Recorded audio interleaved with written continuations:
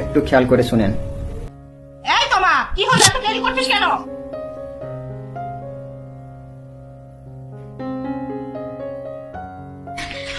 আসসালামু আলাইকুম।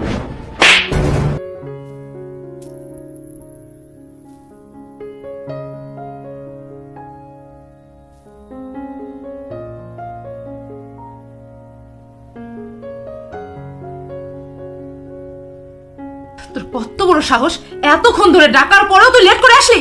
কি করছিস এখন? আপামনি, আসলে মেহমানদের জন্য অপেক্ষা করতে করতে নামাজের ওয়াক্ত চলে যাইতেছিল, তাই আমি ভাবলাম তারা যেহেতু আসে নাই, আমি নামাজে দাঁড়ায় যাই। আর আমি যখনই নামাজে দাঁড়াইছি, হয়তোবা সেই সময় তারা বাড়িতে ঢুকছে। এই, আমার মেহমানের থেকে কি তোর নামাজ বড় হলো? নামাজ একটু পরে বলে সমস্যা কি ছিল? খালি কাজে ফাঁকি দেওয়া, তাই না? আপনি সব কি বলছেন? মেহমানদারি কখনো নামাজ থেকে বড় হতে পারে না। মেয়েটা নামাজ পড়ছিল আর আপনারা সেই নামাজকে ছোট করে, না না, এটা আপনারা ঠিক করেন নাই। আমি বুঝতে পারছি আপনাদের বাড়িতে কোনো নামাজ কালাম নাই। নিজেরা তো নামাজ পড়বেন না, আবার আরেকজন নামাজ পড়বে, তাতেও আপনাদের মুশকিল। ঠিক বলছো বাবা, অন্তত এই মেয়েকে বিয়ে করলে আমি জীবনেও সুখী হতে পারবো না। এই কাজের মেয়েটাকে আমি বিয়ে করতে চাই, কারণ আমার বিশ্বাস এই ধার্মিক কাজের মেয়েকে বিয়ে করলেই আমি সুখী হতে পারবো।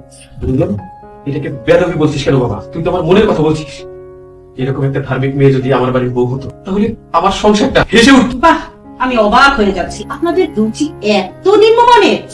আপনারা কোটিপতি, আমিও কোটিপতি। আমার মেয়েকে দেখতে এসে আমার বাড়ির কাজের মেয়েকে আপনাদের পছন্দ হলো, বাহ ভালো। আমার ভাবতেও ঘৃণা করছে যে আপনাদের বাড়িতে আমার মেয়ে গেলে পরে সে আদৌ সুখী হতো কিনা। মা, তুমি এখন বুঝতে পারলে এই কথা? আমি প্রথমেই বুঝেছিলাম, যখন ওনাদের কথাবার্তা শুনেছিলাম। আমি ওই বাড়িতে বউ হয়ে গেলে জীবনে সুখী হতে পারতাম না। আর এইরকম রুচিশীল মানুষকে আমিও বিয়ে করতে চাই না। রুচি বলতে তুমি কি বোঝাতে চাইছো? উগ্রভাবে ঘোরাফেরা করা, অশ্লীল কথাবার্তা বলা, অশ্লীল কাজকর্ম করা, এটাকে রুচিবোধ বলে না। চুপ করেন, আপনাদের মুখ থেকে আমি আর একটা কথাও শুনতে চাই না। কোন সাহসে আমাদের বাড়িতে দাঁড়িয়ে আমাকে জ্ঞান দিচ্ছেন? এই মুহূর্তে আমাদের বাড়ি থেকে বের হয়ে যাবেন। তোকে বলছি, তোর জন্য আমার আজকে বিয়ে ভেঙে গেছে না? তোকে আমি এখন গায়ে হাত তুললাম না, তবে আমার চোখের সামনে তুই আর করবি না। আজকে আমাদের বাড়ি থেকে বের হয়ে যাবি। মা, ভিতরে রাখো। আপামনি, মা, সেগুলো চিন্তা করো। এখানে তুমি কেমন আছো আমরা বুঝতে পারছি। তুমি অনেক ধার্মিক আর ভালো একটা মেয়ে। এরকম একটা মেয়ে আমার বাড়িতে খুবই দরকার। আমার ছেলেকে তুমি দেখলা, তার কথাও শুনলাম। তোমার যদি সম্মতি থাকে, তোমার গার্জিয়ান হিসেবে যারা আছে তাদের সাথে আমরা কথা বলবো, আর তুমি হবে আমাদের বাড়ির যোগ্য বউ। এখন তুমি বলো মা, তোমার সম্মতি আছে কিনা?